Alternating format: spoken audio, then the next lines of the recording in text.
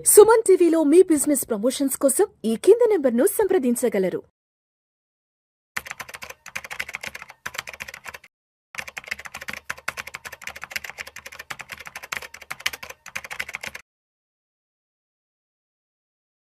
ప్రేక్షకులకి మీ రామచంద్రమూర్తి నమస్కారాలు. ఇవాళ ఈ వీడియోలో మనం 2020 కరోనా టైంలో కనుక మీలో ఎవరైనా ఇన్వెస్ట్ చేసి ఉన్నా లేకపోతే మార్కెట్ చూసి ఉన్నా మీరు అర్థమవుతుంది. ఆ రోజు 2019లో ఆల్ టైమ్ హైకి వెళ్ళింది మార్కెట్. 2020 వచ్చేపాటికి ఏమైందంటే దాదాపు 40% నుంచి 50% ఫాల్ అయింది. తర్వాత అందరూ కూడా ప్యానిక్ అయిపోయారు. మార్కెట్లోంచి చాలామంది లాసులు బుక్ చేసుకొని బయటికి వెళ్ళిపోయారు. కానీ 2020 విపరీతమైన కరోనా వచ్చి అదొక కొత్త డిసీజ్ లాగా వచ్చి అంత ప్రపంచం మొత్తాన్ని వణికిచ్చేసింది. అలాంటిది 2020 జూన్ జూలై నుంచి కూడా మార్కెట్స్ అన్నీ కూడా ర్యాలీ స్టార్ట్ అవటం మొదలెట్టాయి. 2022 2 సంవత్సరాల్లో ఏమైందంటే మార్కెట్ ఆల్ టైమ్ హైకి వెళ్ళిపోయింది. ఇవాళ 2024లో కానీ ర్యాలీ 2 సంవత్సరాలు విపరీతమైన ర్యాలీ వచ్చింది. సో ఆ టైంలో 2024లో స్టాక్ మార్కెట్ 26,000కి వెళ్ళింది. 2020లో స్టాక్ మార్కెట్ నిఫ్టీ చూసుకుంటే దాదాపు 9,000 దగ్గర ఉండే నిఫ్టీ 2024 వచ్చేపాటికి 24,000 దగ్గరికి వెళ్ళింది. అంత ర్యాలీ మనం స్టాక్ మార్కెట్ చూసాం.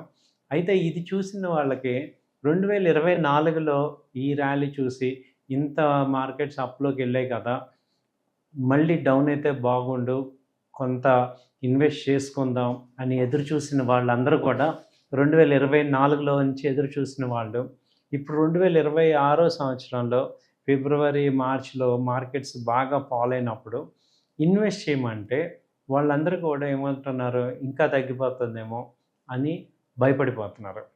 సో మార్కెట్స్ సైకలాజికల్గా మేము ఒక 20 ఇయర్స్ ఎక్స్పీరియన్స్గా మార్కెట్ చూసాక అర్థమవుతుంది ఏంటంటే, తగ్గినప్పుడు కొనలేకపోతున్నాం భయంతో, పెరిగినప్పుడేమో హై రేట్ కాబట్టి కొనలేకపోతున్నాం. మరి ఎప్పుడు కొనాలి?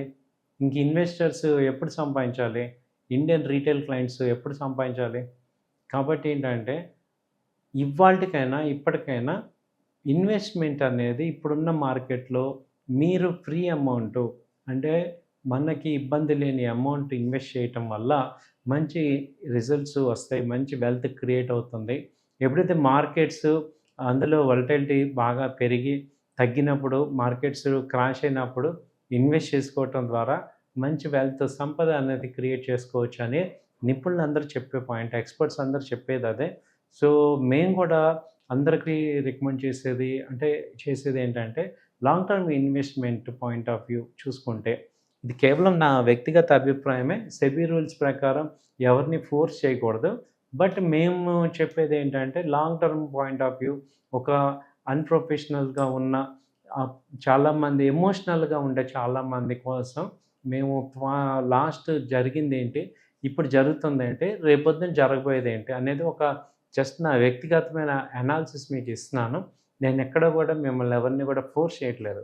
బట్ ఒకటి ఏం జరిగింది, మనకి హిస్టరీ అనేది మనకేం చెప్తుందో పెద్దవాళ్ళు మనకి చెప్తారు కదా, అలాగే ఈ ఫీల్డ్లో ఉన్న ఎక్స్పీరియన్స్ ద్వారా మీ అందరికీ కూడా నా ఎక్స్పీరియన్స్ షేర్ చేసుకుంటున్నా.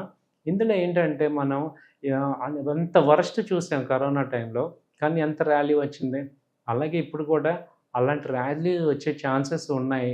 కాబట్టి ఎందులో ఇన్వెస్ట్ చేయాలి, ఎక్కడ ఇన్వెస్ట్ చేయాలి అని ఆలోచించే వాళ్ళందరూ కూడా టాప్ 200 కంపెనీస్ కానీ, టాప్ 500 కంపెనీస్లో అట్లీస్ట్ మిడ్ క్యాప్ కానీ, లార్జ్ క్యాప్లో కానీ ఇన్వెస్ట్ చేసుకోవటం ద్వారా మంచి returns long term point of view 2030 మనం టార్గెట్ పెట్టుకుంటే 2030లో మన భారతదేశం ఎలా ఉంటుంది అనేది ఒక ఐడియా మీకు ఇస్తున్నాను. ఆల్మోస్ట్ 70% వెహికల్స్ అన్నీ కూడా ఎలక్ట్రిక్ వెహికల్స్ అవుతాయి. అలాగే 70% హౌసెస్ అన్నీ కూడా సోలార్ ఎనర్జీతో డ్రైవ్ చేసే హౌసెస్ అవుతాయి. దానివల్ల ఏంటంటే మనకి అటు కరెంట్ అనేది మనమే జనరేట్ చేసి గవర్నమెంట్కి ఇస్తాము.